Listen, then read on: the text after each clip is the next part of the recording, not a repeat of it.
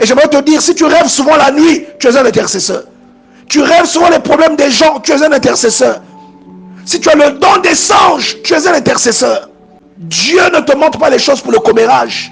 Il te montre la situation d'un frère dans le sommeil. C'est pour que tu prennes le contrôle de cette situation par la prière, afin que Dieu aplanisse. Il y a un pouvoir qui t'a donné à toi pour combattre les obstacles. Et toi, quand tu rêves que quelqu'un a un problème, tu vas prier. Ta prière va combattre les obstacles, va aplanir la voie. Et ce qui allait se produire de mauvais ne se produira pas.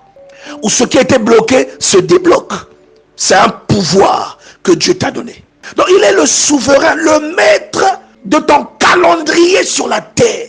Avant qu'Israël n'aille souffrir en Égypte, il avait dit à Abraham dans Genèse 15 qu'ils seront déportés, ils seront esclaves dans un pays étranger. Et pendant 4 siècles, ils seront soumis à ce peuple. Dieu connaît la durée de ta souffrance, il connaît la durée de ta stérilité, il connaît la durée de ton chômage, il connaît la durée de ton indigence. Il est le maître de la date de début de ta souffrance et de la date de fin de ta souffrance. Bien-aimé, lève-toi et intercède.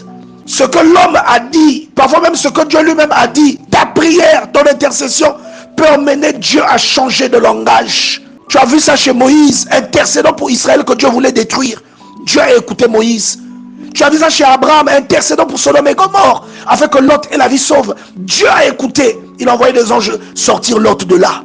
Lorsque tu lis Exode chapitre 32, versets 11 à 12, la Bible dit, Moïse implora l'Éternel son Dieu et dit, pourquoi, ô Éternel, ta colère s'enflammerait-elle contre ton peuple? Parce que Dieu voulait détruire le peuple. Il dit, contre ton peuple que tu as fait sortir du pays d'Égypte par une grande puissance et par une main forte.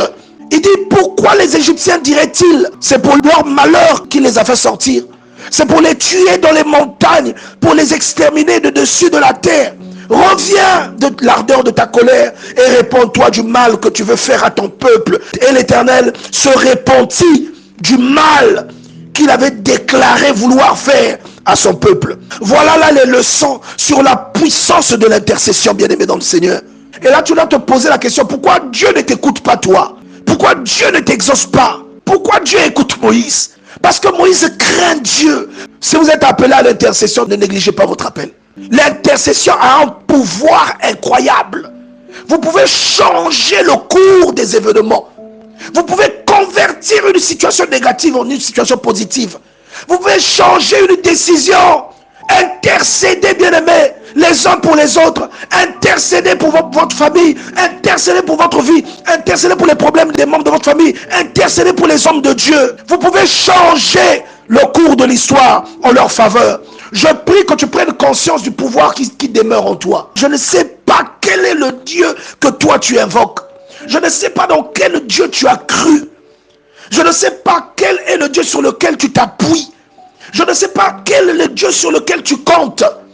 Mais le Dieu dont on parle ici, c'est un Dieu vrai, un Dieu réel, un Dieu qui entend. Ce n'est pas un morceau de bois, ce n'est pas un morceau de pierre, ce n'est pas un fétiche, ce ne sont pas des déquets, mais c'est un Dieu qui existe et qui entend les prières. Et si tu es un intercesseur, c'est cette qualité d'intercession qui bénira ta vie. C'est cette qualité du type d'intercesseur que tu as, la dévotion que tu mets dans ce à quoi Dieu t'a appelé, de ce que Dieu te demande d'intercéder. C'est de cette dévotion que des portes s'ouvriront, que la grâce t'accompagnera.